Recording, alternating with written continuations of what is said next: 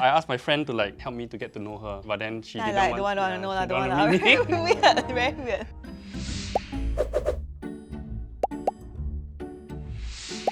Hi everyone, my name is Melvin and I'm an engineer. Hi everyone, my name is Joanne and I'm a counsellor. And we have been married for 4 Yes. And currently now we have one adoptive daughter one foster daughter and an incoming baby boy. So we first met each other when a friend introduced us. I found her like very attractive, very beautiful and very pretty. So I always like, I asked my friend to like, hey, can you like help me to like intro lah, to help me to get to know her. But then she didn't don't want to meet me. Very weird. Why you don't want to meet me? It's just very awkward lah. I want to meet people like spontaneously. So it was like Valentine's Day, doing fundraising, selling flowers. Then I asked him, so do you want to come and buy some flowers? Because we are fundraising, right? Then I say, but I got no one to buy flowers for. Yeah, I like, then you come here for what? Then I said, oh, okay. Then the conversation just died down there like that. Then we after that, started getting to know each other. Yeah. I became more open. Yeah. We went out for the first time lah. Then that's where I saw how our values, our passion, our interests, a lot of things just really aligned.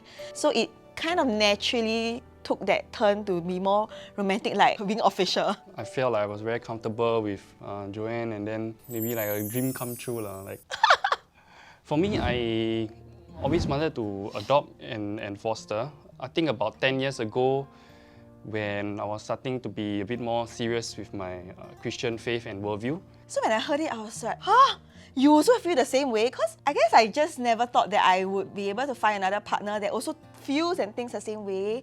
So I was like, me too. Then that's where I got very excited. And because I also enjoy being together with children also. So when you talk about vulnerable children, I really felt like, wow, what can I do, to be a part of loving them? But I think it was that moment that really made me convicted lah. Wow, this is a man maybe I really want to spend my life with. Yeah, that's what we're talking about.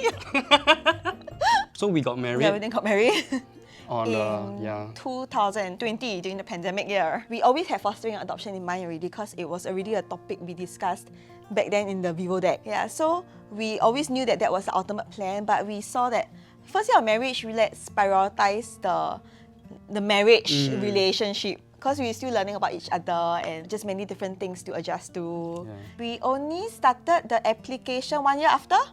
Yeah. We felt that we have adjusted enough, but just more stable, and we're ready. Bring a new addition to our family. Yeah, when we first met with our foster child, then we had to like meet him.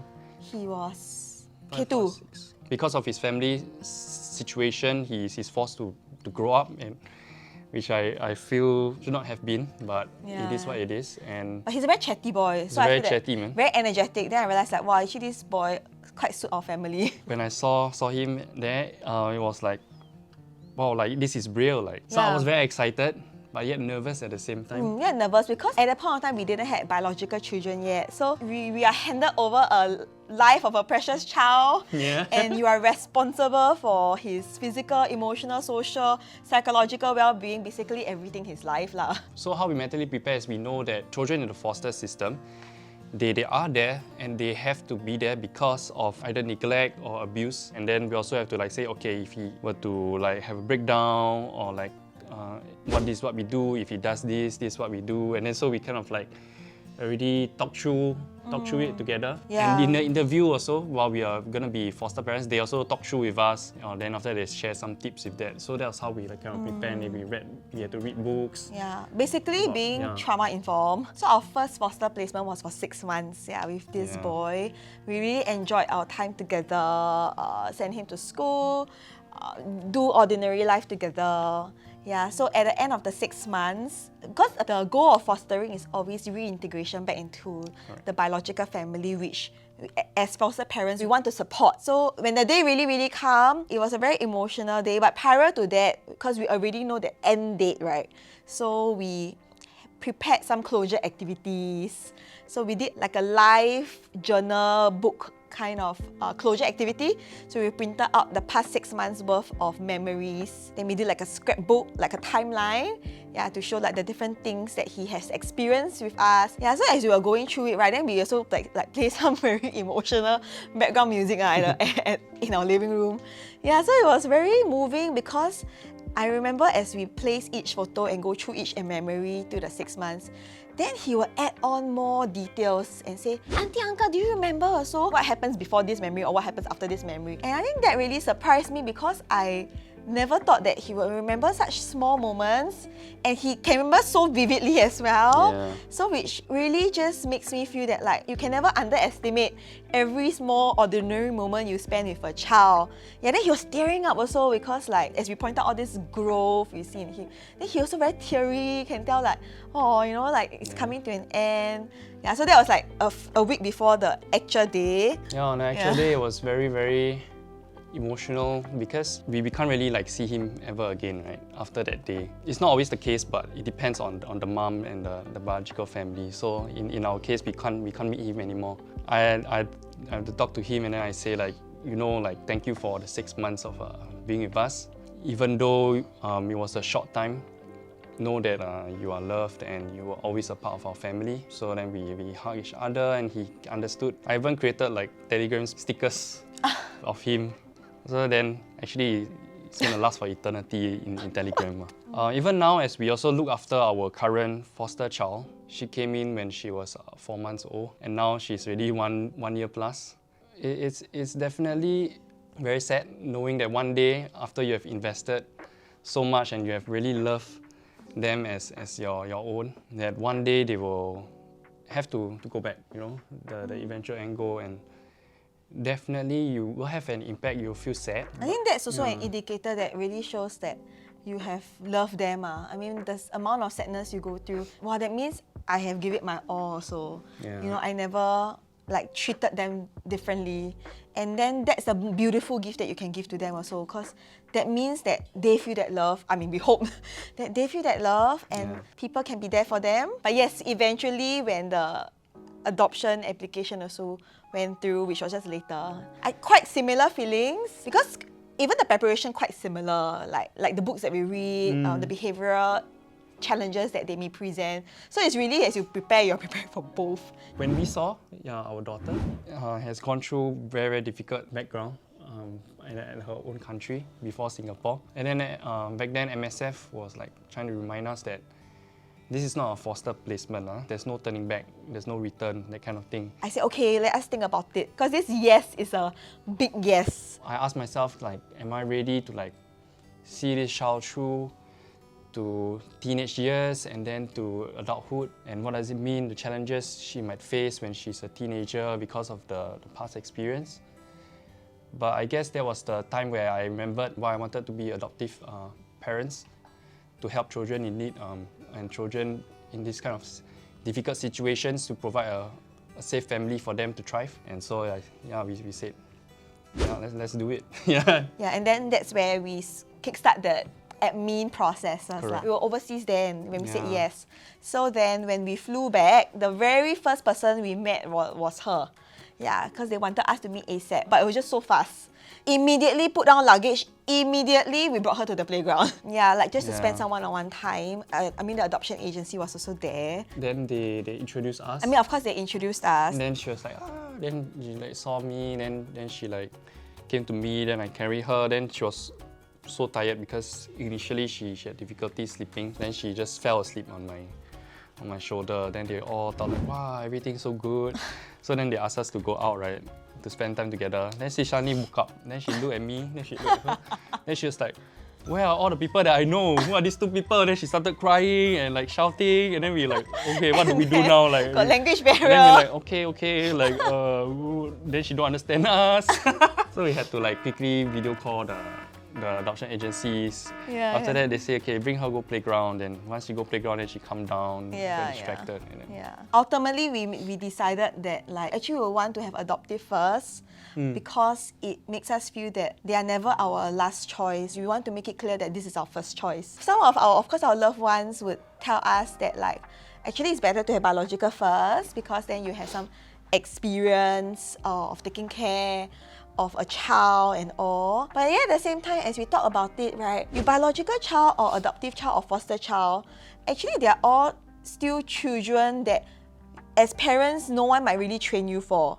You still have to learn and grow. Yeah, and we saw that they were just equal in their worth and value also. They're just children, and children who we can love. The different challenges were cultural barriers, because different culture, language barrier, then there were no relationship. So these are the different barriers and challenges that might cause her to react a little bit more out of proportion Yeah. So there are times suddenly like quite hysterical screams, which then we also don't know actually what led to the trigger, because we're still trying to understand. So then we had to learn how, like, what soothes her, what triggers her. So then you are able to better create an environment that she feels safe in. So there was a lot of trial and error. It took about 3 to 4 months for things to be more stabilized. And just seeing my daughter grow, I guess I've learned to be a bit more humble. Like you realize that you do not know much things, and then you learn to give yourself the grace also. Like you accept that, yeah, actually I do make mistakes, and I need to learn, I need to move on. Yeah, so similarly, I think for me also, like, you really grow in just in empathy, in patience, in understanding. Yeah, because it takes a lot of time to really understand a child's inner world. And then in that process, you might be frustrated also, they might trigger you also, which you grow then in your patience. She might be triggering you also as a person. What's next? I guess the immediate one next will be our son that's going to be born. Something that we never experienced before. So now the foster child has to rise up also to be the older sister. Yeah, I tell my 1+ year old foster daughter, I say, you're going to be a now. big sister, you're not the baby at the family anymore. Yeah. And then like as a family, I think we always thought of this ideal, like we always would like to have one foster, one adoptive, one biological. Yeah. So it's kind of like, it's really happening. Yeah, so we really like see family as like, you don't have to be blood related, but we can still be family. And I think very uniquely is that like we go through our parenting journey backwards also. It was like from 6 years old to 4 years old to 1 year old, and then now to the newborn phase. So essentially, like, I think we don't feel anxious at this parenting journey because we are not really new parents, but that life stage of a newborn is new, is unfamiliar. So it's a very interesting mix of feelings. And every child will be different. And every child different, so we are so like, okay, just learn you just and got to grow. be open about it. Can I ask why you chose to handwrite? If I handwrite it, then I'd be more like, can pause, can think, and then it got more feels. And then the type feels like working. Yeah. So. I need that. Dearest Joanne, there are many things that I want to thank you for. Who would have thought we would be enjoying so many adventures in life together? When I first saw you, your smile and beautiful outlook in life radiated from within. In the early years of dating, every meeting with you always brightened up my day, encouraged me to always give my best. I often look forward to the day we could get married and start building a future together. When we got married, we started so many adventures, from kayaking to camping to hiking from Norway to Sweden, staying in pineapple farms and getting bitten by so many mosquitoes. Living with you taught me to grow in my capacity, reflecting and learning, processing past hurts, and to live a fulfilling life with no regrets. What I'm most grateful about is I get to serve and be on a mission with you and see the amazing person that you are. Thank you for sacrificing your career to homeschool and build strong attachment with our precious daughter. I want to thank you for always prioritizing to protect the marriage at every season, sticking by and working through difficult conversations and differences, and trusting that I always have the best interest for you and the family, in good and bad times, for richer and poorer, in sickness and in health, to love and to cherish till death do us part. And this is my solemn vow. Love, Melvin. Dearest Mel, I've known you as a very funny and loving boyfriend. But since getting married to you, I've come to know you deeper as a very, very greatly self-sacrificial husband and father. Yeah, so doing life with you as an adoptive and foster family has been a very fun adventure because I get to see more sides of you that I don't see in dating days. That makes me actually marvel in you a lot more and never regret this decision that I made. Beyond that, you really sacrifice your time just to create the best memory for the children, and you are literally willing to spend less money on yourself. Yeah, and then that just shows your sacrificial love for them because you sacrifice yourself to love them. But besides loving the children, more than that, I see you loving me very lavishly, such as I always ask you, give me massages, and you just give me massages. You buy my favorite food for no reason. If you walk past JP and then you see this Kazo cream puff, and you would choose to watch genre of shows that I prefer to watch, which is different from you. You prefer action, I don't like action, but you still choose to sacrifice watching action shows just to spend time with me. And then you tell me, you know, Joel, take a break. I'll settle this. Yeah, you don't know how all of this means so much to me. And you make me feel that like you want to spend time with me because I'm important. Or in fact, more important, because only when we can love each other, then we can love others, which is the children, better too. And when times when I'm impatient, I'm frustrated, I'm angry, or am a working version of myself, you never give up on loving me. You still choose me. You still will hug me and say, I'm here for you, you know, despite even if you might be having a difficult day. So every memory doing ordinary life with you is so, so special that it makes every day seem so extraordinary. So thank you for loving me and the family, and I really appreciate you. Yeah. Oh, thank you.